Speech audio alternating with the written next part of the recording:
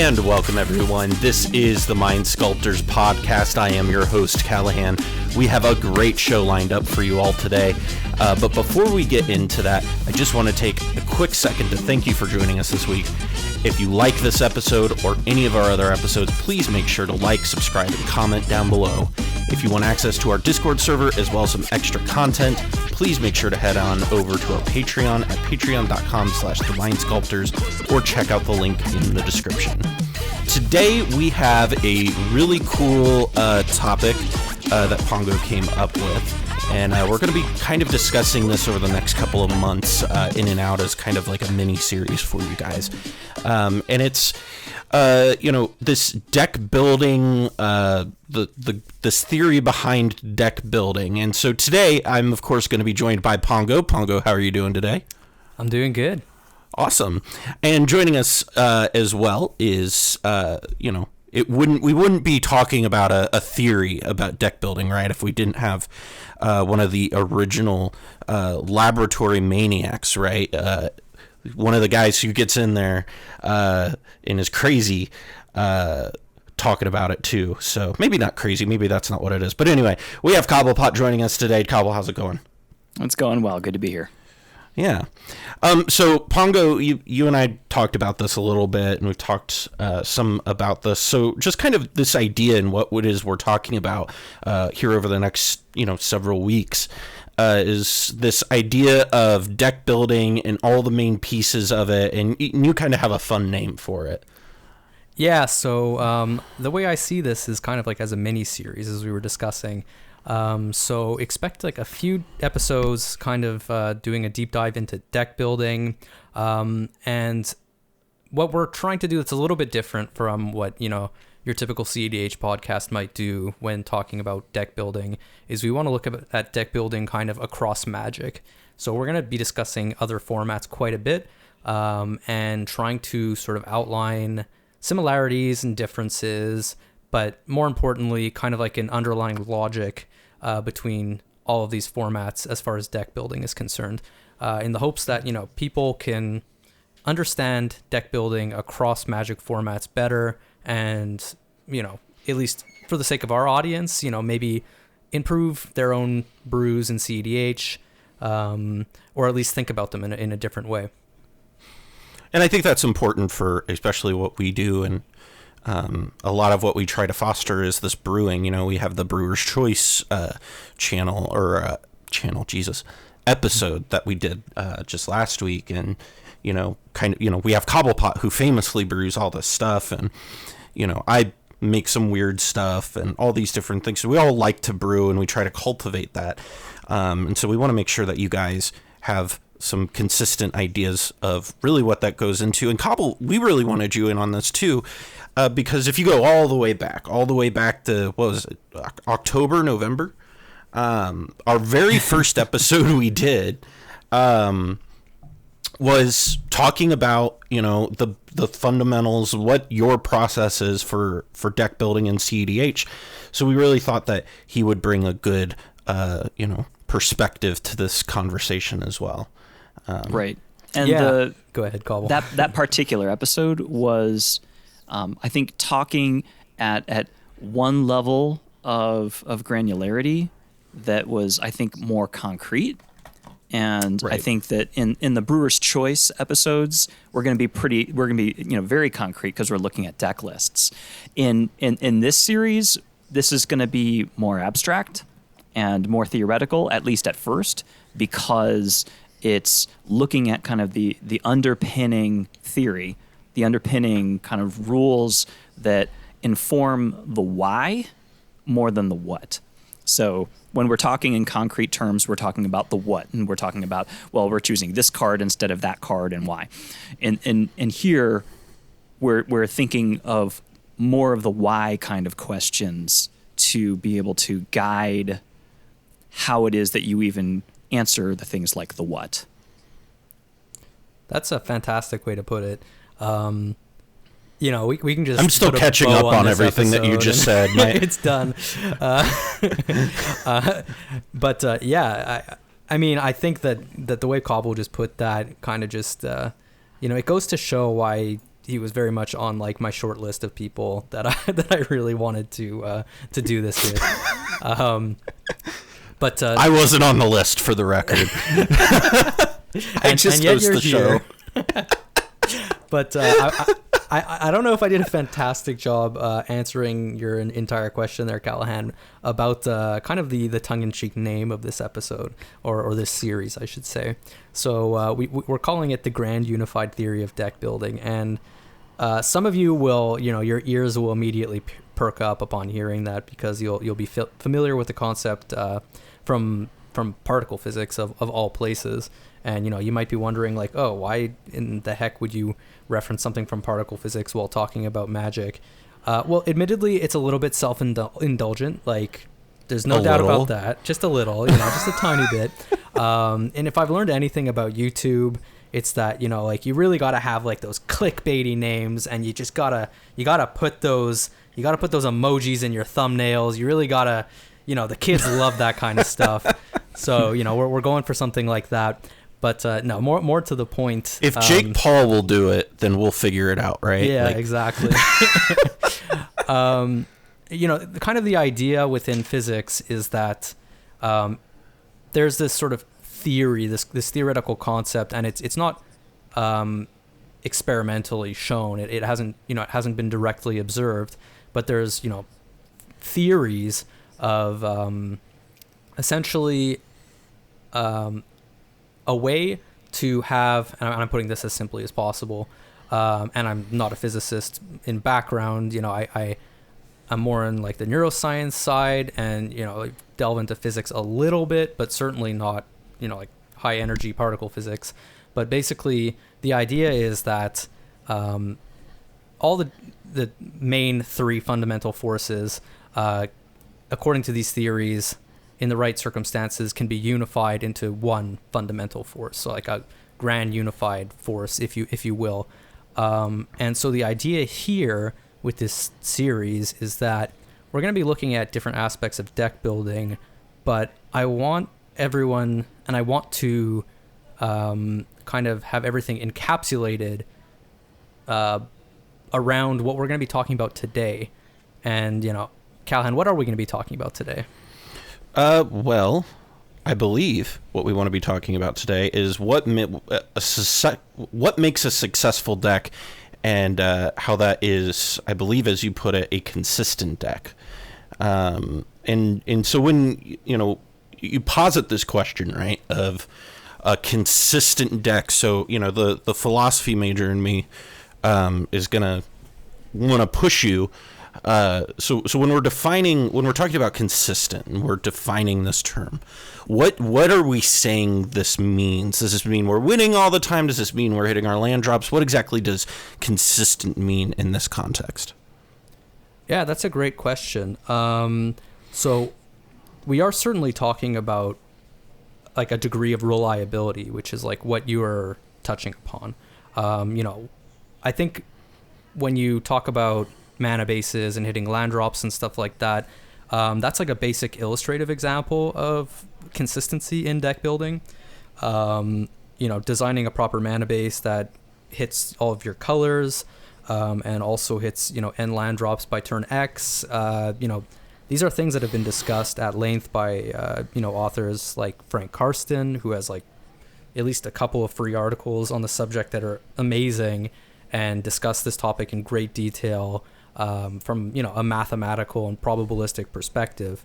This is obviously important when we're talking about consistency, because when you're playing Magic, if you can't cast your spells, your deck's not a consistent deck. It doesn't matter what your deck looks like if you only have 10 lands in it and you never make your land drops. You need to have a functioning mana base. I think that this is such a basic example that it's probably not worth getting into too much. Mm-hmm. But I think that it's one that kind of illustrates a lot of what we're going to be talking about today. A big part of consistency is making sure that your deck is kind of reliably doing what it wants to be doing, and that's not necessarily winning if we're looking at it from the perspective of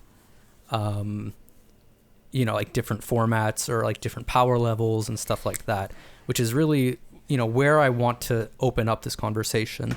This first episode is not necessarily going to be about making the winningest deck. It's going to be about making the most consistent deck. And it's going to be about the importance of having a consistent deck.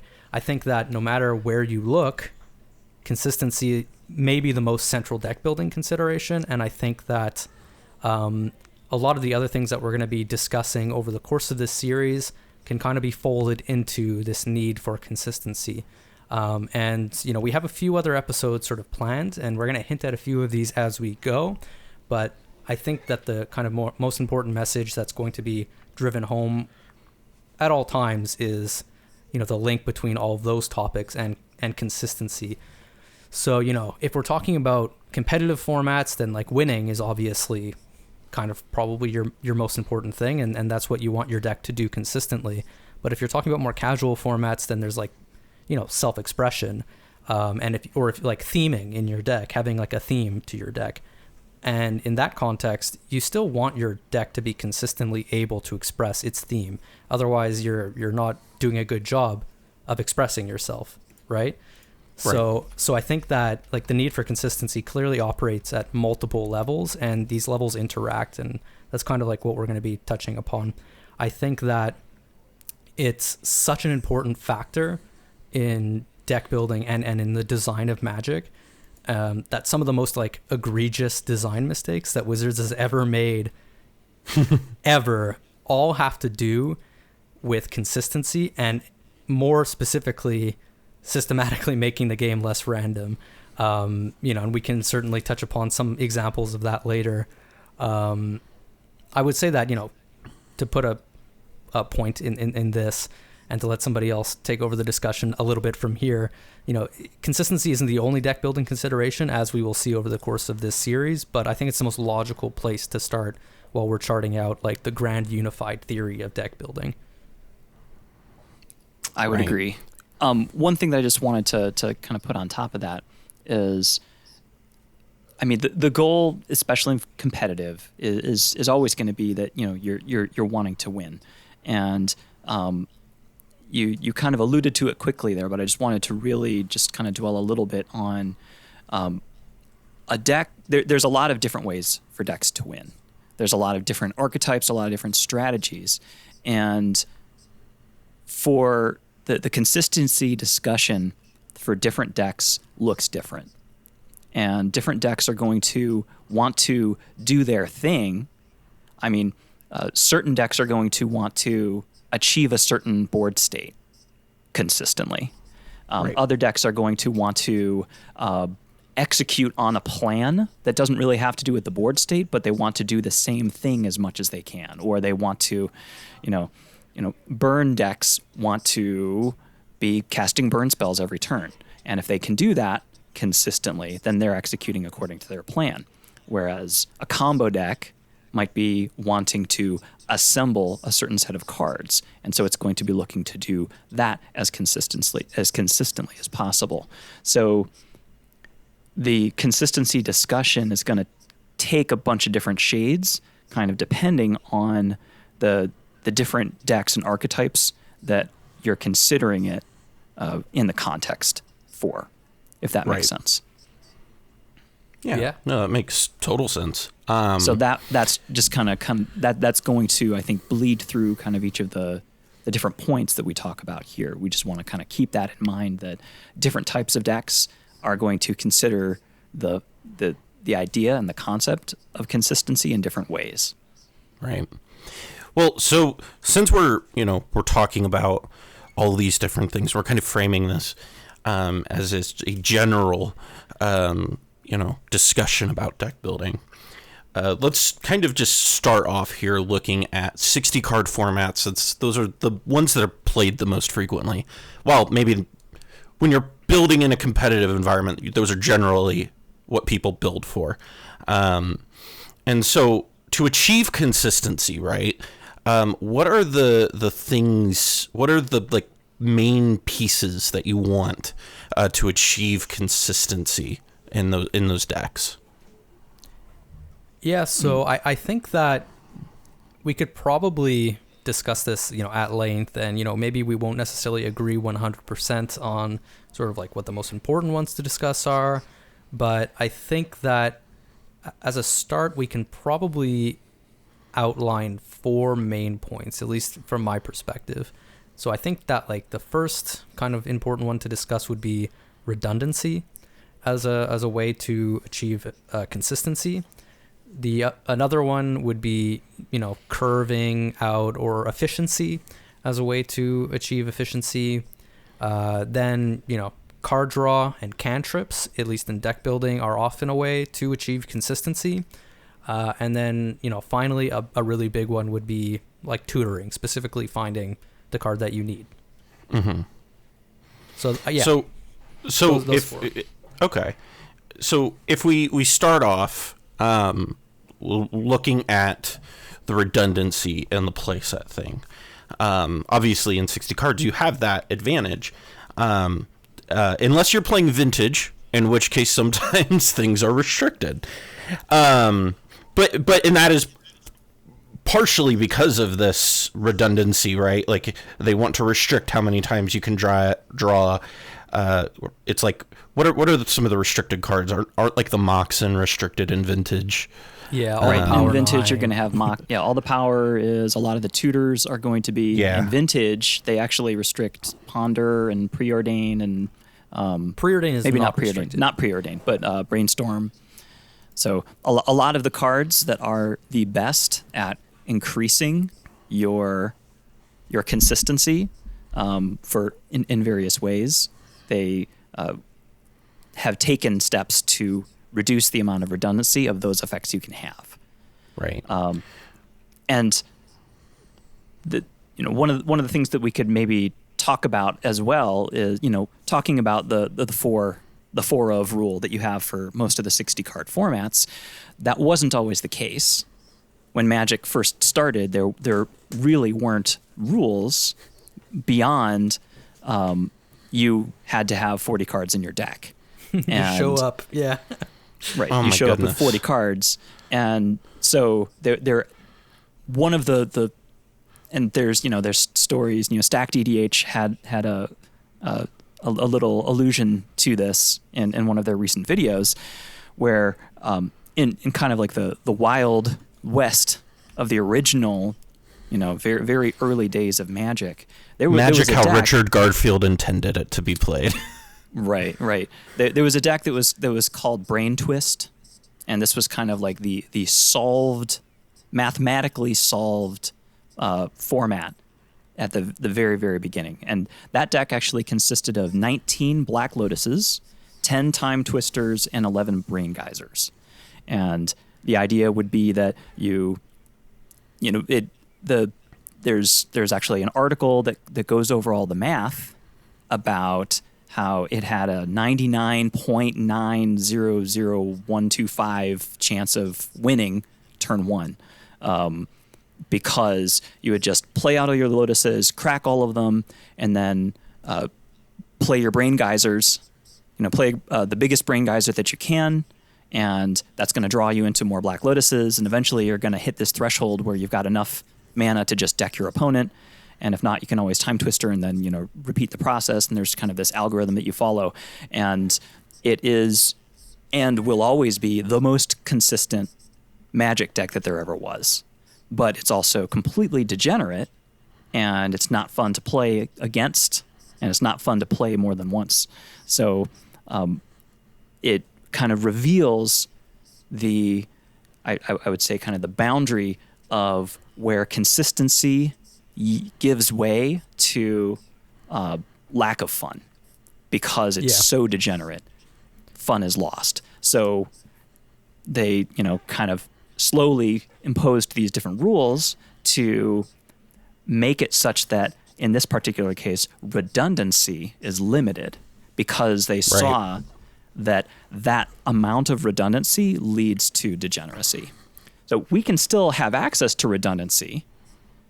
I mean, in a 60 card deck, if you run 4 brainstorms and 4 ponders and 3 preordains, That's 12 of your 60 cards. That's 20% of your deck. That's still quite a lot of redundancy of the effect that you're looking for. Yeah. Right. Exactly. So that's the other aspect, right? So you've got play sets, and obviously in EDH, we frequently kind of make the joke that an EDH play set is really easy to acquire. I don't have to buy my 4 Noble Hierarchs. I only have to buy 1 Noble Hierarch. Conveniently, not a very expensive card these days. But, not too long ago, $80 card, like something ridiculous like that. Please don't remind me. I used to play humans. But yeah, so I mean, on the one hand, you have play sets, and you have your 4-ofs and stuff like that. But then there's also the potential to go beyond that by playing a similar card or a card that has a very similar effect, and play 2 more of those or 4 more of those, however many more you want to hit that particular ratio of that effect. So I think redundancy in these terms is really easily understood, because all you're doing effectively is increasing the ratio of a given card or effect relative to your entire deck. And so in purely mathematical terms, if you're drawing a card every turn, you're going to see your probability of seeing that card or that effect increases over the course of a game, just by out of necessity, essentially. Right. And one of the things that I know is something that people have talked about a lot is there's this, frequently people talk about this rule, like the rule of 9. And that's, what is it? You take like 9 play sets of whatever card, like 9 different cards. You have the play set of each of them, and then you have 24 lands, and you got a deck. That's kind of the deck building idea, but obviously there's a lot more to that, right? Yeah, I sound like I'm asking a question I don't know the answer to. Wow. I mean, it's a good question, because I think that's a heuristic that we teach to new players very, very often is, take 9 play sets, 24 lands, and, essentially call it a deck. But like, once you've played Magic for a little bit, and or once you kind of understand deck building a little bit more, you realize that like most heuristics are kind of meant to be broken. Most rules are meant to be broken. And I think, that's kind of like what they would teach somebody studying music too. You have to learn the rules so well such that like finally when you've mastered them well enough, that's when you're allowed to break them. And that's jazz, right? But, when it comes to Magic, you have the rule of 9, kind of as you put it. I think, when we're talking about like Commander as a different type of format, sometimes we talk about like the 7x9, or I can't remember the exact numbers, but essentially, a very similar concept where like you're supposed to run like 9 copies of a particular effect, whether it's card draw, board wipes. This is the type of thing that you hear very often in, on like other podcasts about EDH. And, these are useful for people kind of just getting into deck building. But a lot of the time, if we're talking about, let's talk about 60 card formats more specifically. Obviously in Vintage, that just doesn't work, because you're not playing play sets of Ancestral Recall. You're not playing play sets of the Moxen and stuff like that. So, we can kind of throw that rule right out from the start. Even when we talk about Legacy, something that you actually see pretty often in Legacy is, people will run like 4 Force of Wills and then like 2 Force of Negations. So at that point, you're already not playing 9 play sets. You're playing kind of like 6 copies of like free counter magic. And for a variety of reasons, but you want to see more free counter magic, but you don't want to see so much more that you're going to play like 8 copies of it. You're going to play 6 copies of it and kind of like calculate the odds of seeing X amount for the matchups where you want to see it. And then the reason why you don't just overload on it in Legacy is because in some matchups, you just don't want that effect. So you're kind of hedging in game 1 against like the matchups where you don't want to have all that free counter magic that ends up being card disadvantage. So, I mean, it's certainly more of a heuristic than a rule, and it's a heuristic that doesn't apply necessarily very, very well, But I would say I think it does apply very, very well to certain archetypes. One for example. Well, so if we look at Burn, for example, like Burn's a great example. That's just the deck that just wants to be so consistently casting like 1-drops, and just like essentially multiple 1-drops a turn, that it's just gonna like max out on play sets of like the most efficient, and spoilers, that's where we're getting. It just kind of wants to max out on those effects so that it has the same game plan as often as possible and in every game possible. Right. Right. So I mean, I think that mid-range decks, as another example, would be inclined to play more of their like, let's say, disruptive cards, and then some of their like, game-winning cards, perhaps that like cost a little bit more mana. They might play fewer than 4 of, right? Or they might vary up their suite of threats a little bit, to, again, like hedge against like different matchups. But, this is like moving beyond kind of like the abstract of deck building and moving more into the concrete of like, how do you build your deck for a particular metagame or like for a particular format? These are things that don't really fit into a very, very generalist theory. Right. So you alluded to this a little bit just a moment ago, but this next point that you kind of want to hit on, is you were talking about the curve and efficiency, and what exactly are we talking about there? So Magic, I think we can probably say, and I think like even like a lot of other, quote unquote theorists or writers would probably agree with this. And I'm sure that Reed Duke has written almost exactly what I'm about to say. But Magic is a game that's like fundamentally about managing resources, accruing resources and then managing them after you've accrued them, or trying to deny your opponent resources. The natural sort of state of the game involves a gradual development of mana, but it's not necessarily like a guaranteed development of mana, because of the sort of vagaries of luck. Sometimes you're going to get mana screwed, sometimes you're going to get mana flooded. You're not always going to have the exact same amount of lands. What does this mean? It means that more efficient spells, which is to say cheaper to cast, because efficiency can mean a variety of things. You're going to be able to cast these more reliably. A 1 mana spell means that you only need to hit 1 land drop. So it doesn't matter if you have, 1, 2, or 3 lands in your opening hand, you're always going to get to cast that 1 mana spell.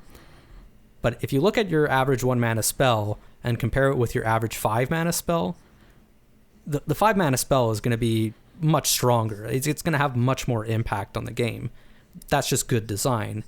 You don't want to be casting 1 mana spells that warp the game around them like completely. Otherwise you end up, you're playing Vintage, and like you were talking about Ancestral Recall, and I think that like everyone agrees that Ancestral Recall is like an absolutely absurd Magic card. Yes. And if you look at Vintage is very much about just resolving Ancestral Recall. Like the entire format is warped around resolving Ancestral Recall to a large extent.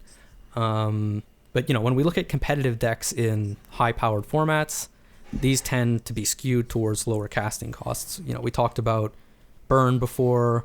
We talked about, I guess we didn't talk about this exactly, but we talked about like different archetypes, and like if we look at like aggro as another example, aggressive decks tend to want to be playing lots of cheap little creatures, and so that they can get them on the board quickly, and so that they can start chipping in for damage quickly. If we look at Delver and Legacy, and to a lesser extent in Modern, these are decks that are trying to play an incredibly efficient game, to the point where we could almost say that their entire game plan is focused around efficiency. What they want to do is they want to cast multiple cheap spells in a turn rather than ever play any spells that cost more than 2 to 3 mana. To some extent, this is less true now than it has been in the past. And I think that has to do with the power level of certain 3 mana cards that we've seen thus far, cough, cough, like Oko. But like to a large extent, we're still talking about a deck that wants to play, a bunch of 1 mana spells, then like a 2 mana threat, cough, cough, Dreadhorde Arcanist, and it just wants to use its Dreadhorde Arcanist to recast those 1 mana spells. I remember seeing that card get spoiled, and I was like, this is going to be really good. And I remember a couple of people, it'll be fine. And I'm like, are you kidding me? This is like amazing. Card is absurd, and only 2 mana. Again, like cheap cards that are well above rate in terms of the value that they bring to the table. They warp formats around them. That's just kind of like, that's what efficiency does. That's what Curve does. And I feel like, geez, there's so much here that we can unpack, where I almost feel like we could do, and I think we are going to do this, but I feel like we could fit like an entire episode just on this one single point. Yeah. Right, that's the plan, is that we're going to do one of the future episodes just about efficiency, just because it's such a wide space to look at, just because there's a bunch of different ways to consider it. It's not just about mana cost. You can, if you're looking at, card advantage, the number of cards that you draw based on the mana that you're putting in, is going to give you some sort of function of efficiency, or, card disadvantage for an effect, looking at, Force of Will. Force of Will is a very mana efficient card, but it's not a card efficient card. So is it efficient? Well, yes, it is. And oh, no, it's not. So there's a whole lot of ways that we can talk about a lot of that stuff. And I don't know if talking too much on it here is going to distract from what we want to be talking about, namely consistency. Yeah, it's one of those like weird like tunnel. It's like going into Wonderland, right? You just go down the rabbit hole and then you never come out of it. It's because there's so much to unpack there. If you want to talk about efficiency, if you want to do it justice, you need to start talking about tempo, which is kind of like what Cobble was alluding to. And what is tempo? You need to define what that is, and that's already kind of like a highfalutin concept in and of itself. But you start there, and you realize, oh well, is tempo just efficiency? But like maybe tempo is just consistency if you like kind of deconstruct it even further. I think that this will be a very, very interesting topic for its own video. Yeah. Right. So, needless to say, the best part about this is when we were planning out this series, and we were planning out specifically this episode, and we were looking at this part in the outline, I have never seen our like Sculpty Boys only chat explode the way it did over this one bullet point. Like everybody had thoughts about it. Yeah. It's wide and it's deep. And it certainly is. I think it just kind of suffices to say that if we're going to talk about consistency, then efficiency is absolutely part of that discussion. But because it's so big, we're going to kind of defer most of that discussion to the future so that we can focus just on the discussion that is going to be sitting around consistency in and of itself. We already have enough 3 hour episodes lying around. We don't need more. Exactly. So, what is kind of the next thing, we're talking about, we've talked about efficiency in your curve. We've talked about redundancy in your play sets. What's kind of the next layer to this whole discussion? So what I had highlighted before was, this idea of like cantripping and card draw.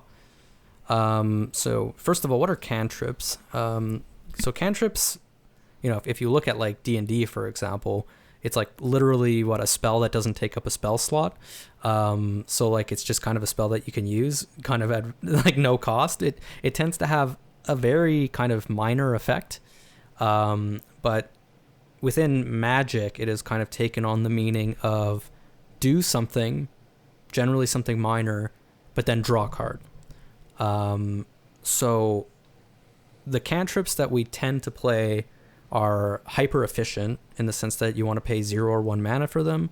And more importantly, the effect that we tend to care about as far as consistency is concerned are the ones that give you varying degrees of card selection. What is card selection? Well, card selection is not... It's a form of card advantage. It's a form of like virtual card advantage. You're not necessarily getting more cards in hand, but you are seeing more cards. If we take Ponder as an example, you look at 3 cards, and then you take the one of those 3 that you want to draw, put it on top of your deck, and draw it. So you haven't drawn those 3 cards, but, depending on how you sequence your turn and other cards in your hand, perhaps you've effectively drawn kind of like 3 cards because, you took the best of those 3 and then, let's say, use the fetch land to shuffle away the other 2 so that you never have to worry about them for the rest of the game. In some sense, that's almost like drawing additional cards. It's not drawing additional cards, and that's why we call it card selection, but it's a form of virtual advantage because you don't have to worry about those dead draws later down the line. Right. Another way to think about that, too, sorry to jump in there, but when we were talking about redundancy, we're increasing the amount or we're increasing the proportion of the deck that's devoted to a certain effect. And the reason why we do that is because we want to see it more often when we're looking through our deck. The fundamental game mechanic is you see 1 card each turn. And by increasing the percentage of the certain type of effect that you want to see in your deck, you have a higher chance of seeing that on each of your turns when you're drawing your card. Through selection, what we're doing is we're effectively reducing the size of our deck because we're seeing more of it. So naturally, we don't need to draw into the things that we're trying to get to. If it's a combo, we're trying to, sequence, some sort of a combo scenario, or if it's a more, a gradual advantage engine, we want to make sure that we sequence our lands in a certain way so that we consistently hit our land drops, but then be able to hit our value pieces in a reliable way. Selection is a thing that is allowing, it's virtually increasing the percentages of all of those things, because it's allowing us, in most cases, when we're looking at things like Brainstorm or looking at things like Ponder, we're getting to look 3 cards deep. So we're looking 3 turns into the future and being able to choose what those natural draws are going to look like so that we can plan ahead and be able to, sequence the most effective, according to our plan, sequence of turns that we're going to have.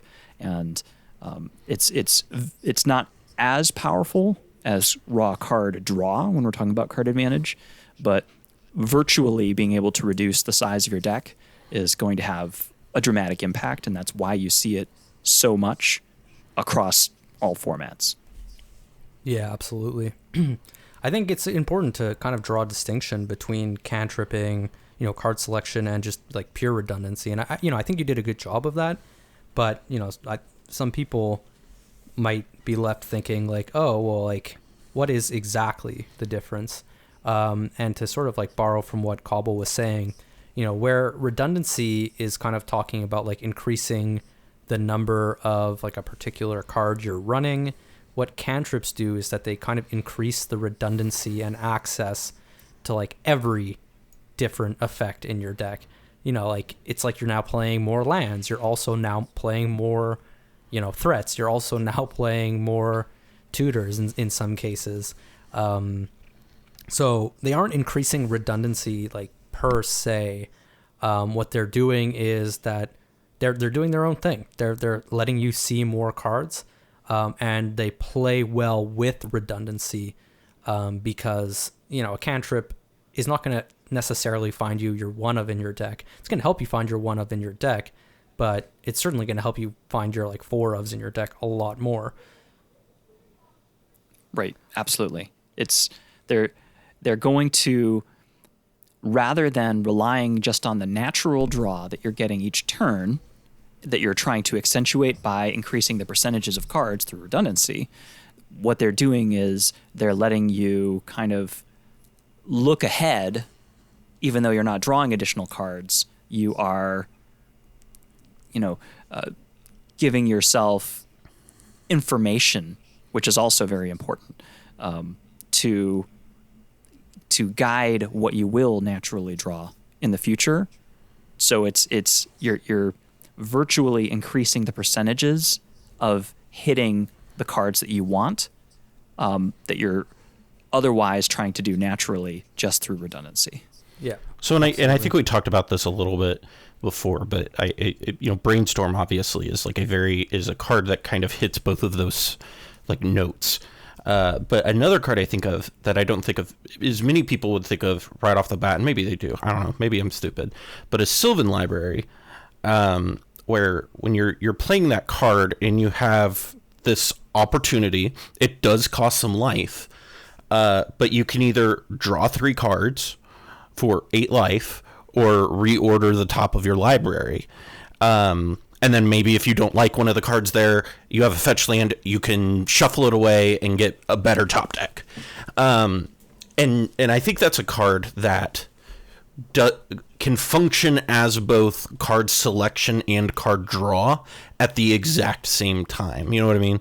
Like, is what I'm saying making any sense whatsoever? No, absolutely. Especially when you combine it with like fetch lands and stuff. Yeah, for sure. And people talk about fetch lands. We should at least talk about it.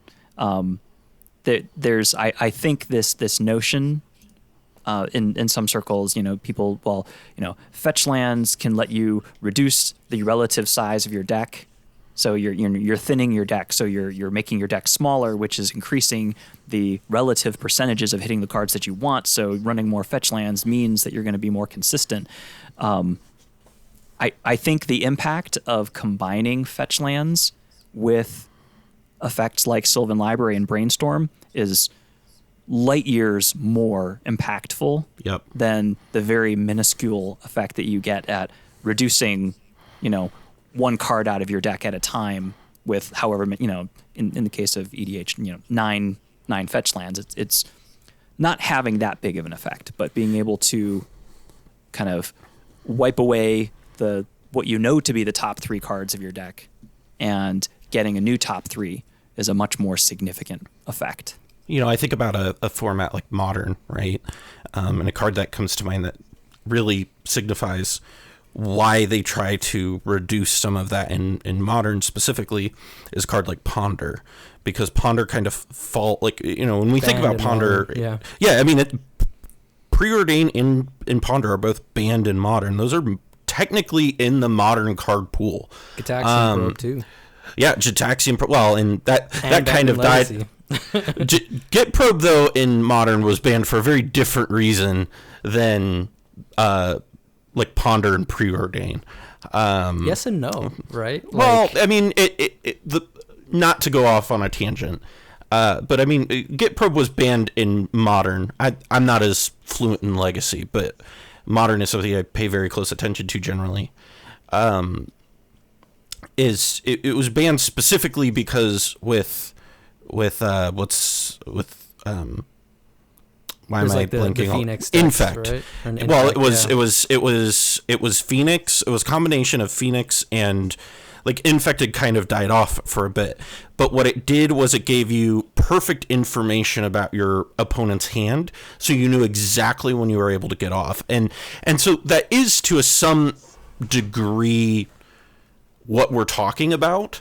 And you do draw off of it, and it is a cantrip. So there is that layer of it. But the reason it got banned was not just because of that card selection ability. Right. Ponder, on the other hand, absolutely did. Preordain absolutely did. And so, you look at an effect like Serum Visions. Well, why is Serum Visions legal and why Preordain is banned? Serum Visions is literally Preordain backwards. And because instead of the draw, or instead of looking at the top 2 and then kind of deciding what you want, and then you could put them on the bottom and then draw it. You have to draw first and then set up your next draws. And the amount of impact that has is incredibly huge. Anybody who's played Modern can tell you, and I think a friend of the show, David Snavely, who's one of like the few really good blue-red Gift Storm players that I know, will tell you the sequencing of those cantrips. Like you play Sleight of Hand before you play Serum Visions or whatever, depending on what's in your hand and what you're trying to do. And there's all the sequencing involved. Where Preordain and Ponder, you don't have to do that, right? Like sort of. And so there's definitely there's sequencing, but like and Ponder. But the amount of that mattering is substantially reduced as to where with Sleight of Hand and Serum Visions, there is so much luck of the draw with those two cards as opposed to the other ones where you really have a fair amount of card selection before your draw. And so that's just a whole nother layer to this. And I'm sure we could probably, I don't think we're doing a whole one on this, but we could probably do a whole thing on this. But not to linger too much. We've kind of talked about these last 3 points of card draw. We've talked about, your curve and efficiency and, the redundancy portions. Coming to this final piece that we want to talk about here is, the tutors and what makes tutors so important to make your deck consistent. That way people really know, why tutors are good. I feel like people have this like gut sense of why it's good, but to have it clearly defined, I think is very helpful. Yeah. I guess just the easiest way to put this is, what could possibly make a deck more consistent than a card that literally reads, search your deck for whatever card you need at this exact moment. Like, I think that it just, like, that's hands down the most consistent thing, there is. Right. So, looking beyond just that kind of very, very simple way of putting it, every format has kind of like its own list of playable and its own list of played tutors. But what's interesting about tutors in other formats is that they're not nearly as ubiquitous, with the exception of fetch lands. But fetch lands as tutors, we kind of touched upon them. They're broken because they make other cards more broken, like cantrips, but also they make your mana base like kind of like nothing. Like you can play 5-color mana bases with fetch lands and shocks or duels, and it's kind of almost effortless. So they're problematic for multiple respects, but we won't touch upon them for the moment. What's interesting though is that there's a lot of decks like in Modern, in Legacy, even to a certain extent, but less like in Vintage. That it's less in Vintage for sure. Yeah, but that they just don't play tutors. So that's an interesting conversation in and of itself, I think. Yeah. Right. So different. So coming back to the different archetypes, because I think that's one of the things that often is going to drive your need to have tutors or not. I mean, so like you were saying, a tutor is sort of like extra redundancy, but more. So you could look at a tutor as an extra copy of whatever card it is that you want to have, but in some cases it's potentially an extra copy of many cards that are in your deck. So it's you don't, it's not something that's really a redundant piece. It's something that's much more than that, depending on what the archetype of the list is doing.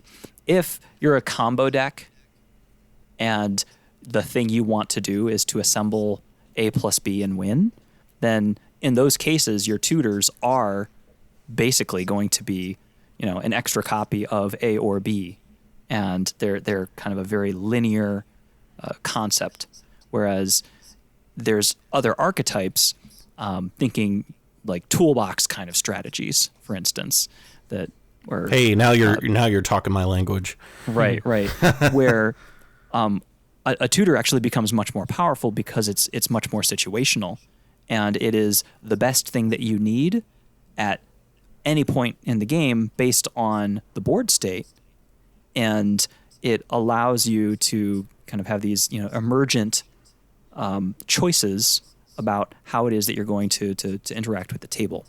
So there's a lot of decks that don't fit into either of those molds. To some degree, storm decks, ostensibly, yes, they do have a finisher that they're looking for, and so some will run tutors to kind of look up their finisher, but a lot of storm decks won't necessarily do that either, because they're fine just committing all of their real estate as far as deck slots are concerned to just the engine pieces of rituals and cantrips, and making that as consistent as possible. And a reason for that is that tutors aren't free. There is a cost to running tutors, and you can illustrate that by saying, well, let's suppose that we went back to the Wild West that we were talking about before with Brain Twist, and those lists, they didn't run 19 copies of Demonic Tutor, and there's a reason why they didn't, because you do need to have a sufficient density of the plan that you want to execute on. And most lists need to have a certain amount of their deck that is committed to what their game plan is doing. And having too many tutors is a problem, because those tutors are basically going to add, they're going to make the thing that you're going to get less efficient. Right. A demonic tutor is adding 2 mana to the card that it's replacing, basically. Right. And so you're balancing your access to something. You're balancing your the consistent nature of finding the thing you're looking for, trading that off with adding 2 mana or whatever mana that you're adding to it. Maybe you're in the case of top deck tutors, that trade-off is it's a cheaper tutor, but now you've got one more layer of interaction before you can actually get to it. You have to do something to get it off your top deck. Or you spent a card. Right. Yeah. There's a cost to it. So while naively someone could say, well, I've got a combo deck. I've got my 1 copy of A, 1 copy of B, and the rest is all tutors. That doesn't wind up being a good deck, and there's reasons for that. So I think that tutors are extremely important, and we'll talk about. Right now, we're focusing a lot on 60 card format. And we'll circle back around to EDH. When we circle back, some of this stuff is going to make more sense. Why we see so much more leaning on tutors in EDH than in 60 card formats. There's reasons for that, and we're going to get into that soon. And so like you were alluding to there, circling back and looking at, we're talking specific, we are a CEDH podcast. So for those people listening, the general context of what we're going to be talking about is within this competitive environment. But these can still affect the way you think about, EDH, all these different things. Regular EDH, I guess. Maybe it's not correct to say. I don't know what the right linguistical term is, but standard EDH, standard EDH, whatever you want to call it. When you're building that way, or with a competitive mindset, I suppose, when we're looking at, obviously a big hurdle that we got to catch right immediately is we're playing a singleton format. And we're playing 100 cards, not 60 cards. So automatically the variance is going out the wazoo. So we're already throwing the whole consistency thing out the window. And so what is it in a competitive, thing? What'd you say? I was saying by design. That was part of the design. That was one of their design goals, was to reduce consistency. Right. Because they wanted a different experience from what the day in, day out of the competitive scene was, when they were, establishing this as a pastime. And one of the things I alluded to before is, and what you just alluded to right now is that consistency is such a central part to just the design of Magic in general. Like, the element of randomness that exists in every game is what makes this game fun to come back to time and time again. If this was, essentially like chess, I don't know that it would have the same appeal. And it just doesn't make sense that it could be like chess because it's constantly changing. Chess, right. I think its appeal is that it doesn't change. And so the skill comes from being able to, and its appeal is that it doesn't have randomness. So, the skill aspect of that is being able to see many, many turns or many, many moves kind of into the future and plan accordingly. Whereas, Magic, you can do that to some extent, but also maybe your draws just don't work out, right? Or like, maybe an opponent brought a deck that like happens to be playing like one card that just like happens to be the perfect counter for your deck, right? Like, these are the things that make Magic a compelling game and make it different from a lot of other games. If we talk about what I had mentioned before is that historically Wizards has printed effects that remove or like reduce variance and increase consistency to such an extent that they kind of ruin the experience. And I think a recent example of that is Companions, right? Companions, you always having access to them and them essentially always being in your hand, and you being able to then build your entire deck around them. For people in competitive contexts, that kind of ruined to some extent the experience for them. And, some people might say, wait, but isn't like having constant access to a companion kind of like Commander? But it's not, right? Because in 60 card formats, you had the sort of double threat of your deck being incredibly consistent because of all these points that we've talked about, in terms of redundancy, in terms of, efficiency, et cetera, but then you also had that 8th card in hand that you suddenly built your entire deck around. So like the issue with Companions was kind of like that it was like Commander without the singleton rule. So to come back to this, what is like the deck building rule / gameplay dynamic of Commander that makes it more compelling? There's some consistency, but then a whole lot of inconsistency. One thing to add to your point there too is, and not to go back too far on this, but like with Commander, and I think this is something that not enough people really, I think people take for granted how impactful this is the color identity restriction. And when you're talking about Companions, they tried to approximate the color identity restriction through different deck building restrictions with depending on what companion you had, right? Well, what the problem is that you were still playing, you still had multiples, and you could play whatever color you wanted. So you still had access to all the different stuff. I think a really good example is in Commander. I play a deck. One of my favorite decks is Joyra Weatherlight Captain, and good grief, if I had access to all 5 colors, that deck would be incredible, right? But it's a blue-red deck, and so this is where that redundancy and that consistency plays a piece into that too, right? Is because, in order to find the redundancy, right, of your effects, you got to dig a little deeper in Commander. Right. Maybe another way to put that is, speaking to color.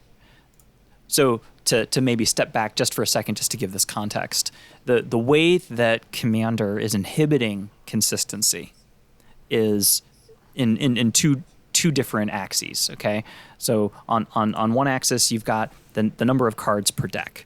So instead of 60 cards, you have 100 cards, which, I mean, if you're looking at a Ponder in a 60 card deck, Ponder is looking at 5% of your deck.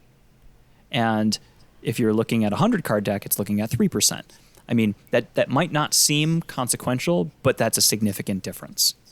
And when you have the other axis here of not having 4-ofs but having singleton, what you're doing is you're making it much more difficult to see as much of your deck. And what it's making, the rule is still the same as far as drawing 1 card per turn. So you are each turn seeing, either through natural draw or even through cantrip effects, you are seeing much less of your deck. And because you can't do 4-ofs of the cards, you are forced to have redundancy through similar effects, which are often going to be spread across colors. So let's say, for example, you wanted to have kind of like a wheels strategy, which is a popular thing. If you want to try to do that outside of red, well, all of a sudden you're kind of, cutting your number of wheels that you have access to in half or more, because, not only are you limited by the singleton rule, you're also limited by having access to color. So I think that's a really good point, Callahan, to bring up, because it definitely inflects on the ability of people. Otherwise, if everyone could run all of the tutors, all of the 1-mana tutors, they would do that regardless of what color. And the way that color identity rules impose that constraint makes some color combinations much better than others. I think I'll just say, because they're able to be much more consistent. Right. Blue has a lot of self-consistency with the types of effects that allow consistent game plans, because blue is the color that gives you a lot of your card advantage. It's the color that has a lot of card selection as well. Do you want to talk about that, Pongo? Yeah, well, I think we're getting maybe a little bit ahead of ourselves here. I kind of want to come back to this notion of EDH play sets, and I do think you touched upon this pretty well. But certainly, when we're talking about a single, you get to run 1 copy of each card. You look for redundancy in other ways, and to come to back to your blue example, blue's a great case for either one, really, right? Because blue has such a depth, for example, of solid interaction, such that you can play the whole counterspell suite in blue and fill out a major chunk of your deck and know that you've got adequate redundancy for that effect, protecting your combo, interacting with just about anything your opponents can do, that other colors won't naturally have, right? Certainly not white, certainly not green. They're not going to be able to play nearly as high a density or as much redundancy in terms of their effective interaction for dealing with literally anything, or just about anything, particularly relevant within the context of, CEDH in particular. And in EDH, it's a little bit different because, perhaps counter magic is a little bit less crucial. But I still think that, to a large extent, you are talking about, even within, more casual circles, counterspells in many respects are so much more powerful than other forms of interaction, removal in particular, because so many cards, so many, creatures, for example, but other card types as well offer immediate value. A creature in many cases has a spell staple to it because of its enter the battlefield effect, such that, if that card hits play, the damage is already done. Whereas a counterspell keeps you at relative parity because, in one case or the other, you're spending a spell to interact, but in one case, your opponent didn't extract some value out of their card. I think we can come back to cantrips and card draw within CEDH perhaps after we talk about tutors. Sure. I do think that cantrips and card draw, there's a lot to say about that, and certainly within the context of CEDH. And I think so, within this redundancy thing, though, and this is something that I want to touch on, is, so let's say, and you mildly touched on this. Well, you didn't mildly, you did touch on this. so you brought up earlier how in Legacy you'll see people playing like 4 Force of Wills and 2 Force of Negations, right? And you can just load up on the good counter spell that you want to be on. In Modern for a while it was Mana Leak. Now a lot of people, depending on the decks, on Force of Negation and different things.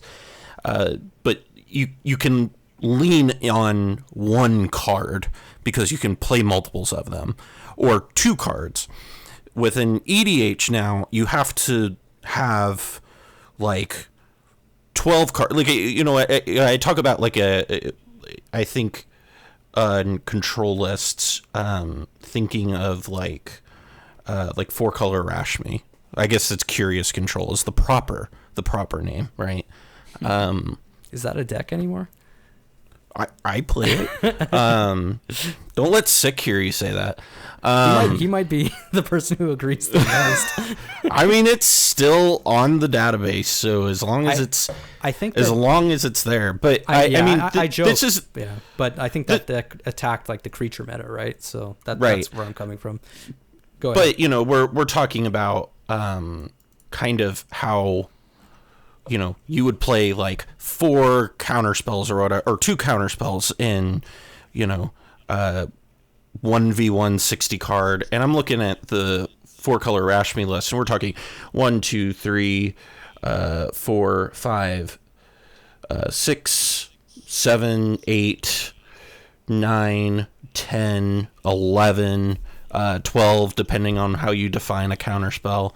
I mean, you're talking about 12 different cards that are replacing 4 effectively. And this is something that we're going to discuss. And I think this really goes as a good lead-in, and I teased this last week as we were talking about this iconic deck building challenge where we had to look at like these iconic lists from Magic's history and trying to translate them into CDH. And you would see this where they would play these 4 ofs of, I'm doing Prison right now. Well, there's 4 of Mishra's Workshop in shops, right? Well, how do I account for in this 100-card singleton format? How do I account for the fact that, okay, so I can't get 3 Mishra's Workshops out onto the battlefield, right? How do I account for this? How do I increase my ability and my consistency on getting this effect and getting that into play? Does that make sense what I'm knocking on? Absolutely. Certainly, as a question, absolutely. And it's one of those things to me where you have to play like it makes you have to look at effects that you want and see them as play sets, right?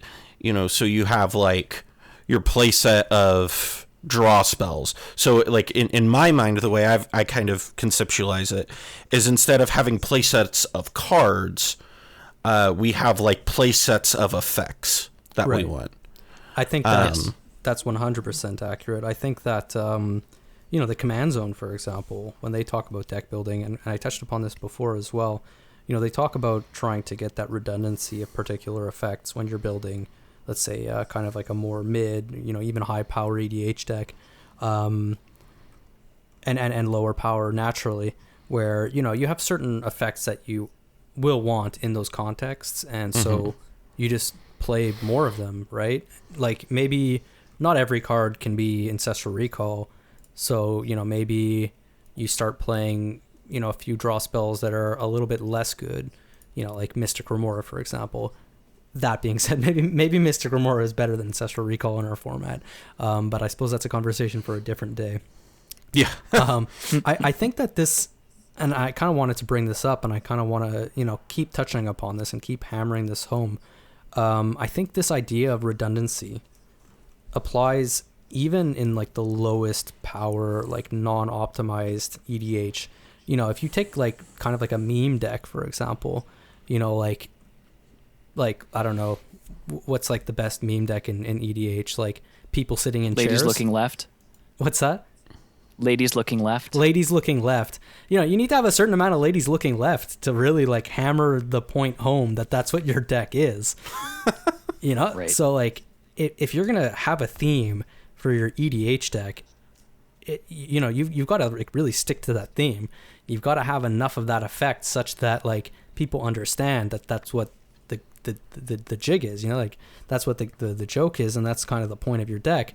You know, if you show up and you say like, oh well, this is like, I don't know, my group hug deck, and like you're not really playing any group hug type cards, and like, can you say that? Like you're failing. Is it really a group hug deck? Yeah, you're failing in your deck building and in your self-expression, right? Like if you want it to be that, but you're not playing enough of that effect, then you're not going to do it consistently enough, and so your deck is simply not that. So, you know, even at no matter what level of power you're talking about, consistency, I think, is the most important thing, whether or not it's for the sake of winning or for the sake of expression, as is the case in like lower power EDH. You know, you've got to think like, how am I doing this thing reliably? And you know, obviously variance, deck variance is like the sort of opposite side of the coin, right? Of consistency. That's an innate aspect of the game. And, you know, we talked about it before, how like, you know, we try as we may to like get rid of it. You can never get rid of it entirely. Otherwise this game would be boring. And, otherwise Cobble wouldn't die to mana crypt triggers. Seriously. Oh my goodness. That game. I think that, you know, I keep coming back to this example of the companions, because I think that like it's probably the most egregious case where like Wizards of the Coast forgot what makes their own game good, right? Like there's like an article written by Mark Rosewater, and I can't remember what year it was and what the context exactly was. I think though that it was like they were talking about a mechanic. It was an article essentially talking about like the design file for a mechanic that was kind of like proto-companion. And it had like a funny anecdote, or I'm not sure, you know, if it's like a real anecdote or, you know, like if it's kind of just like, you know, a tall tale meant to kind of illustrate this point. But the idea was that like, I think, and I'm paraphrasing here, but like they had, if I'm not mistaken, an intern or something, you know, like play testing this new set like overnight or whatever, like all day. And like it ended up being like such a long play testing session that, you know, like Maro or whoever was watching them play test these cards, they had to go away. And then, you know, when finally they came back, you know, what they saw was like, you know, the interns that were playing with these cards were just gone, and like what they had left is like a message, and the message just said like, you know, you are killing this game. Like, do not ever design cards like this, because if this is like the future of Magic, we don't want to be part of it. Like, deck variance is that important. Right. And yet here we are, you know, in 2021, and companions had to be kind of nerfed off of the face of the earth because somehow, somewhere along the way, Wizards forgot that lesson. It's interesting. While we're talking kind of in comparative terms between 60 card and EDH, one of the things that we haven't touched on yet is the topic of sideboards, where sideboards are something that cause the consistency of 60 card decks to go way up, and the lack of them in EDH introduces a huge amount of variance and lowers consistency, as long as we're presuming that people are running cards that would be considered sideboard-ish cards. So the types of cards that you include to deal with the circumstances of, well, if we're running into this particular deck, the people who run, the Grafdigger's Cage, or the people who are running their Cursed Totem, or whatever, to deal with possible opponents that might not actually materialize, having slots, right? Silver bullet slots do not really hit 60 card decks because they're tucked away in your sideboard. So if they're not relevant to the game that you're playing, you're never going to pull them out of your sideboard. So you're not going to see them, and you're not going to draw into them and have them be dead when you're wishing for them to be something else. In the case of EDH, we don't have that, and we could have the discussion about whether or not to have silver bullets in CDH decks. That's metagame calls and that kind of thing. But at the end of the day, if the fact that we don't have access to sideboards is just another way that the consistency of EDH decks is hemmed. And it's not necessarily a negative thing, but it's something that you need to understand and consider so that you can understand how to overcome it. If what your goal is, if your object in your EDH play is to have optimized, consistent gameplay, you want to be looking for ways that you can reduce that variance and overcome the forces that are constraining your ability to act on the game plan that you have designed very reliably. And that's certainly a point that applies, I think, a lot more to CEDH in particular, right? Right. Because, in lower power EDH, you're less concerned about having the perfect answer for, some random strategy. I think that a lot of those decks are kind of built with the mindset of like, oh, well, if somebody does their thing, as long as it's like not happening all the time, like super, super fast, then it's okay. So that's another way where like in some sense there's this kind of like understanding of consistency and kind of like a reversal of consistency.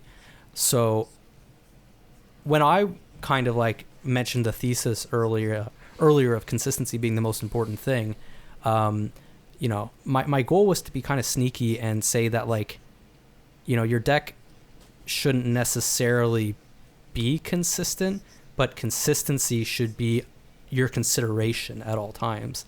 And so in a lot of cases, your consideration might be being less consistent. And I think that applies in EDH as well. But probably we're getting into more of a question of power level and win conditions at that point. And I think we, certainly hint, we will talk about win conditions over the course of this series. And probably we'll have this conversation when we talk about win conditions and making sure that, your win condition is appropriately consistent for your power level and so on and so forth. Yeah. Right. I kind of want to move on. Yeah, go ahead. Okay.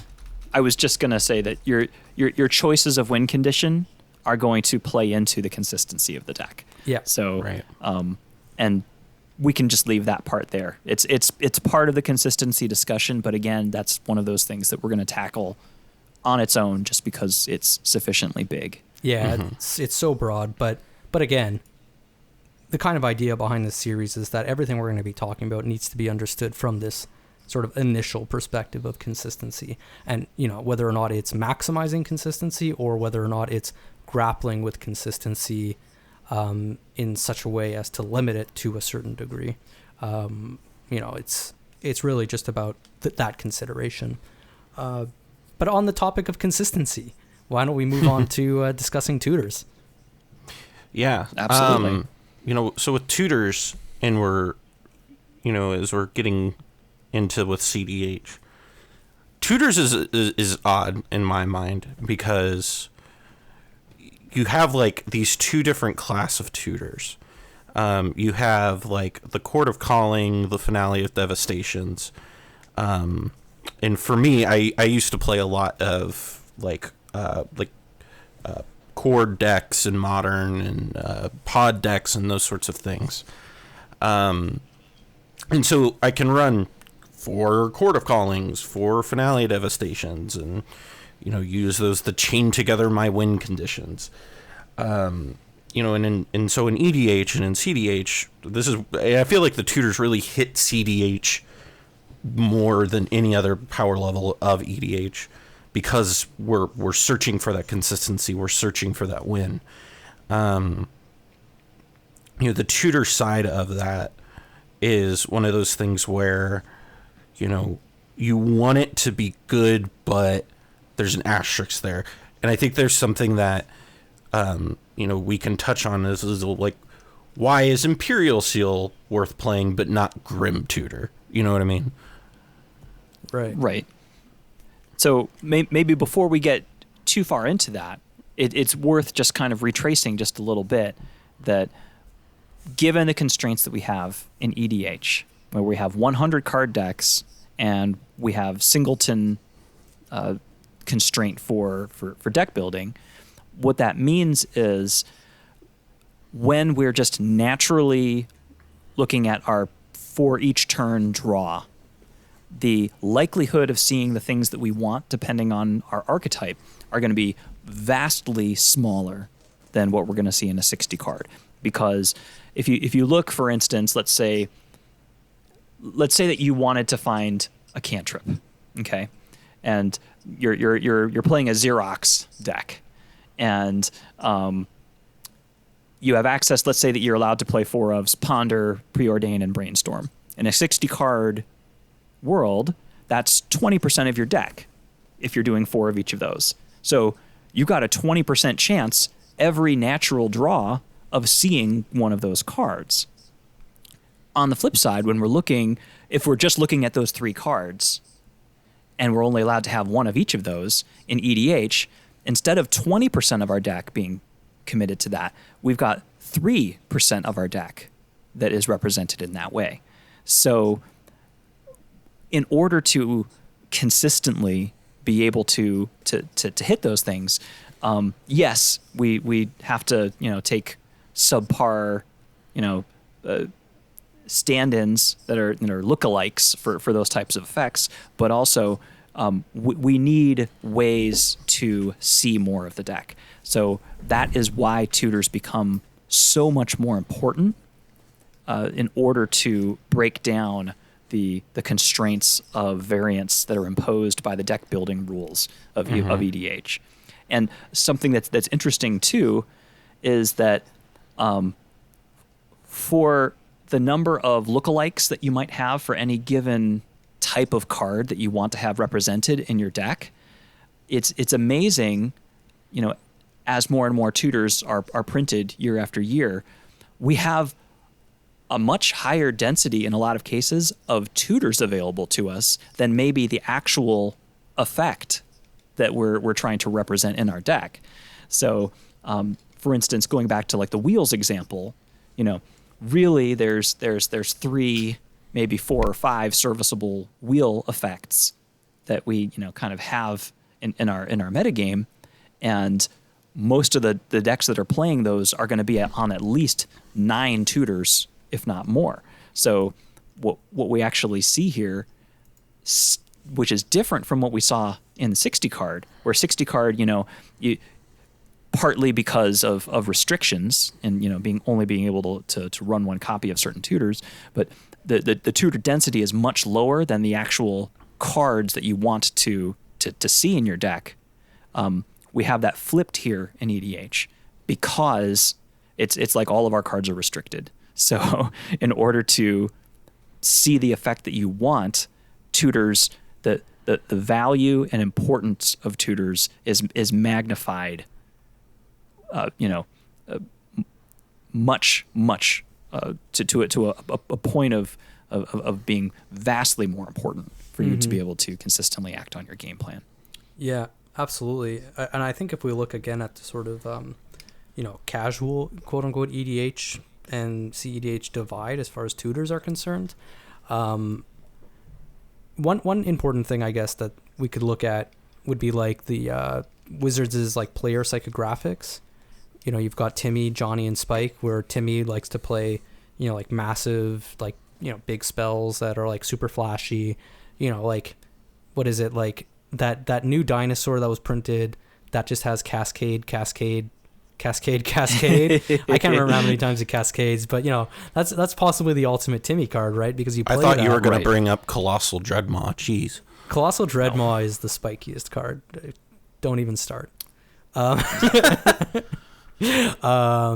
But yeah, so cascade, like that's that's incredibly random, right? Like we're talking about a player, I think, who plays that card, who in a lot of respects, unless they're trying to, they're going to go ahead and combo that with like something, a top deck manipulation or something like that, which is certainly a super valid way to play cascade type effects that you see in competitive formats. So, cascade is not inherently a random mechanic, but it's a beautiful mechanic because it can be played either way depending on how you want to play it as an individual and how you want to handle consistency and how you want to grapple with it. But more to the point, if we're talking about tutors specifically, Timmy is probably not going to play a lot of tutors because Timmy doesn't want to play tutor tribal. Like when Timmy is playing his EDH deck, he doesn't want to like end the game and have the person he was playing with say like, that was a really cool deck, but I don't really get what you were doing because all you did was tutor a bunch of times. Like what's the theme of your deck? Like, are you playing like ladies tutoring left, or are you playing ladies looking left? But if we take like Johnny as an example, Johnny's probably going to play a lot more tutors. Johnny, by contrast, is somebody who, is more willing to win than Timmy, or, more willing to do something that's like broken or like a little bit more, let's say, kind of degenerate than Timmy, but in a lot of respects, like wants to make it be really wild and crazy, and wants to see like interesting interactions between cards. So like the Johnny card, that like really I think immediately like would jump to mind would be, I don't know, like some like not super optimal combo, but like a game-winning combo anyway. They want to build a Ruby Goldberg machine. Yeah, exactly. They want to what they want, and they want to see it go off. And they want to see it go off, and usually that means winning, right? Like, or it means like extracting so much value that you end up winning. And this player, it doesn't have to though. But they don't have to win, right? It just has to happen. But they want their deck to happen more consistently. They want that to happen, so they're more likely to play tutors, I would think. But their deck is going to be limited in consistency because, and we're going to get into this in future episodes, their chosen win condition might have some issues. That being said, they're going to consistently try to do that thing that is inherently somewhat inconsistent. And they're going to be happy about that. So, and maybe they managed to do it in a lot of games, with a certain degree of consistency, but depending on what that thing is, even if they do it every game, it doesn't necessarily mean that their deck is more powerful. So we can certainly talk about a dissociation between power level and consistency just by virtue of looking at like Timmy and Johnny, and then like comparing it with Spike. Timmy might always play his dinosaurs every game, but like maybe the dinosaurs are just not that powerful compared to like what Johnny's doing. And maybe Johnny manages to build his Rube Goldberg machine every game, but maybe it's not like the most game-winning Rube Goldberg machine ever, right? Maybe he's playing like, I don't know, a good example is like some kind of like Brago like value blink deck where he's like getting like so much card draw and he's like tutoring 30 times a turn and like he's got like all kinds of stuff on the board, but then he loses to Oracle Consult and he's like, what the heck, like I spent all this time building this thing and you just won. And maybe he does that every game, but it's not inherently powerful despite being consistent. Then when we get to Spike, that's where we reach the culmination of consistency and power. And that's where you start to see decks that, you could almost call tutor tribal, right? Like the theme of the deck is tutors. And I feel like probably some number of people, feel free to comment on this video, maybe they, for whatever reason, ended up at a tournament playing EDH and they brought their CEDH deck and somebody brought, a more casual deck, not fully understanding that people were going to bring their EDH, their CEDH decks. And at the end of the game, that player said, like, what was the point of that deck? Like, how was that fun doing the same thing every time? You're just playing a million tutors and winning. Like, I don't get it. And that's perfectly valid. I'm not trying to say that that's not a valid way to look at EDH. The whole idea of this series is to talk about how different expressions of EDH and deck building can be perfectly valid. But when we talk about tutors and their effect on consistency, certainly that is, I would say, at its most intense with Spike, at the CEDH level of play, where you don't particularly care that tutors are a little bit less efficient, or that they're kind of reducing a sense of like spirit to your deck, or your deck may lose like some kind of sense of expression. What you're trying to do is cast Thassa's Oracle, cast Demonic Consultation, and if you have to do that for 5 mana instead of 3 mana, that's okay. Like, that's still pretty good because you won the game. And what's 5 mana anyway, right? Timmy didn't even manage to cast a spell by that point. Right. I think the way that I heard it one time was, if Timmy plays 10 games and loses all of them, but gets to create, gets to cast a really big creature in every one of those games, he'll be happy. Right. Johnny, if he plays 10 games and doesn't win any of them, but gets to do something really cool and, like get all the pieces to fit together and have them do something really, really exciting, he'll be happy. If Spike plays 10 games and wins 9 of them, he's going to be pissed off because he didn't win 10 games. Man, oh right. Man, do I feel that sometimes. I don't know where Right. I fall, because I always feel like I fall somewhere in between Spike and Johnny. Which I think a lot of CEDH players do, to be fair. Yeah. Absolutely. I think an important thing there too is when you're looking especially more casually, I think you actually embrace the lack of consistency. Mm-hmm. So yeah, if you've ever heard someone, right, if you've heard somebody who uses the word shenanigans, like what are they talking about? There's like I don't even know. I'm gonna do something and it's gonna be fun, and I don't know what it's gonna be. It's that is looking for the fun in an emergent way that is unexpected, and it's kind of like it's kind of aimless, It's like, well, I don't know what my deck's going to do. I don't know what's going to happen, but we're going to do something and I'm going to have fun with it. That is a valid way for people to play the game. It's not a consistent way to play the game, but consistency doesn't mean that you're, succeeding or not at having fun. Right. It's not about having fun at the end of the day. It's about winning, guys. Come on. I thought this was a CDH channel. CDH What's going player on? that just clip that. It's not about having fun at the end of the day. It's really just about winning is the implication, right?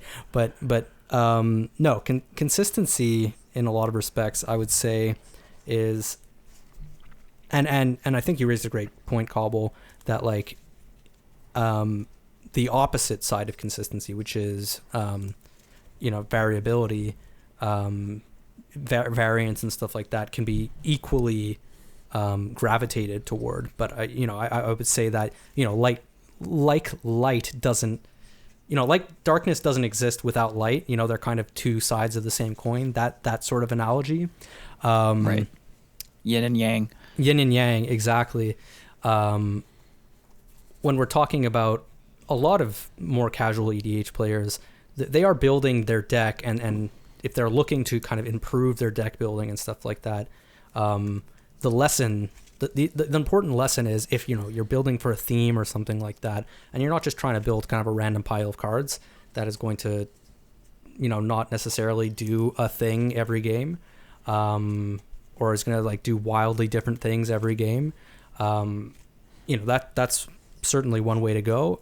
And typically I would say that those decks tend to fall into lower power levels just by virtue of a variety of factors. But if you're trying to stick to a theme, you certainly want to be building your deck with consistency in mind. Even if your goal for a game is not to have the same game occur every time, right? Like you want it to be meandering, like you put it, you still want people to get that that's what your deck was doing. Or perhaps you're building around your commander and you're looking for synergies and stuff like that.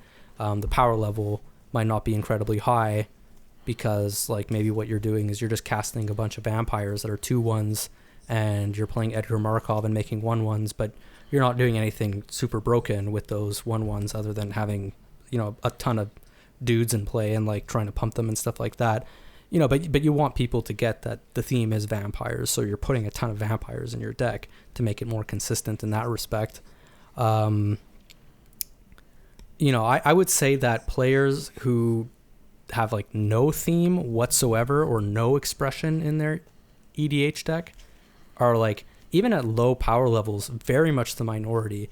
I think a huge appeal of Commander to players is, you see a commander that speaks to you and you kind of want to build around that commander following a particular theme. Or, you have like a sort of more bottom-up theme, like ladies looking left, and in which case maybe you need to find a commander that is a lady looking left. Timna. Well, this has been such an interesting conversation. I'm excited as we move into the future to see where the series goes, because clearly we have a lot of I love talking with you guys because I always feel like I'm learning something after we record. I think what we got here is really interesting, and I'm really excited to see where it goes and to see how people respond to it. From you guys, do you have any final thoughts, kind of as we're wrapping up here? Well, one thing that I just wanted to say was that when we're having these kinds of theoretical discussions, and for this series especially, it's not like, well, now we've talked about consistency and we'll close the book on that and move on. All of these things are all of these forces, these fundamental core forces of deck building, yeah, right. These fundamental essences of deck building. These things all interweave with one another. Sort of like how we talked about efficiency, and we talked about win cons, and those things are.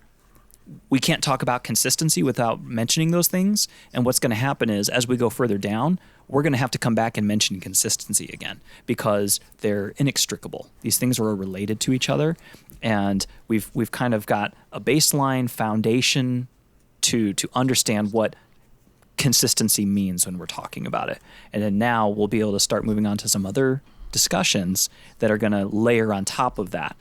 And then each one of those things is going to kind of be informed by the previous discussions, and we'll be able to bring those discussions forward kind of in a more rich way, so that once we actually get to a point where we're still very abstract, once we start talking more concretely, we can talk about those things that are abstract and they'll make more sense, and that our ability to reason about them will be easier because we'll understand kind of the theory behind them. So learning the theory can help with the concrete, and you just kind of have to, like you were saying, for your music analogy, you gotta do your rudiments first, and then that'll help you to learn how to kind of shake off some of the rules and do things that are maybe more outside the box. Right. And to your point that you were making before as well, kind of to come back to the physics analogies, like we are going to be talking about, as you said, different topics, certainly. But, I want to really stress the importance that, all of these things I think can only really be understood within this framework of consistency. And perhaps a good example would be something like electricity and magnetism, right? Where you can imagine electricity as one thing and magnetism as another thing, but fundamentally they are the same thing. The force of electromagnetism. And I think that this certainly, there are parallels to be drawn with, for example, efficiency, tempo, curving out, and consistency. all these things, in some sense, having a unique identity, but also kind of, I would say, they end up, when you study them at a deeper level, being very much the same thing, or drawing upon a lot of the same ideas. If we even, I kind of want to even move on a little bit, and as far as like final thoughts on the matter are, like, look at examples of decks that like fundamentally challenge the notion of consistency as like their plan. Like, take like chaos decks, for example. I think that these are decks that at their core are built to like try to make the game as inconsistent as possible. But like, if they're not built with consistency in mind, they're never going to enact their plan such that like you're never going to know that thematically that's a chaos deck. So like the very antithesis of consistency, which is chaos in some respects, still needs some consistency. Yeah. Right. It still needs order. It still needs order, right? If you look at like, the analogy that I think is like perfect here, or the example that I think is perfect, like that, or the anecdote, that perfectly captures this, is like from The Dark Knight, like when Joker says, "Do I look like a guy with a plan?" Like he's like an agent of chaos, I think, fundamentally as a character, and he insists that he doesn't have a plan, but he has a plan, right? Like, we don't know what his plan is because he's so many steps ahead of everyone at all times. And like chaos decks are exactly like this. They have their elaborate plan to negate the consistency of other decks at the table. And the really, really well built ones, what they do is they try to have a plan to thrive under those conditions. And some of them don't, and those are miserable to play against, because they just can't win, right? Like, and no one can win, and everyone says like, what is the point of this? And I think once we start talking about win conditions and power level and stuff like that, that could be something worth revisiting. But if I could kind of like leave with some final food for thought, I guess, before we end the episode, unless anyone else has any other thoughts or anything they want to sneak in at the last minute. No, I mean, I'm trying really hard not to go on a rant about why The Dark Knight is the greatest movie of all time.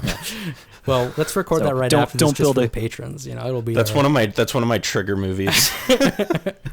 But if I could leave everyone with some food for thought, and maybe this is a question we'll come back to in future episodes, or maybe feel free to post about this in the comments below if you've made it this far. Kudos to you if you have. But is consistency like a sufficient condition for success? And success not necessarily defined as winning, right? It can be defined as enacting some kind of theme for your deck and making it very clear to everyone that that's the theme of your deck, or expressing yourself through your deck in some particular way. So is it a sufficient condition for success, or is it just a necessary condition for success? What else contributes to a deck being successful or powerful? I think that these are the questions that we're going to probably touch upon in the rest of the series. Absolutely. And I think that, within this framework of consistency, this is certainly how I feel like just about anybody can level up their deck building and the way they think about building decks. Yeah. And how they think about Magic in general. I would totally agree with that, yeah. Well, that about wraps things up for us here today. Just a quick reminder that you can follow us on Twitter at SculptyBoys, or you can find a direct link in our link tree in the description below. I want to also give an extra thanks to all of our patrons who help keep the lights on.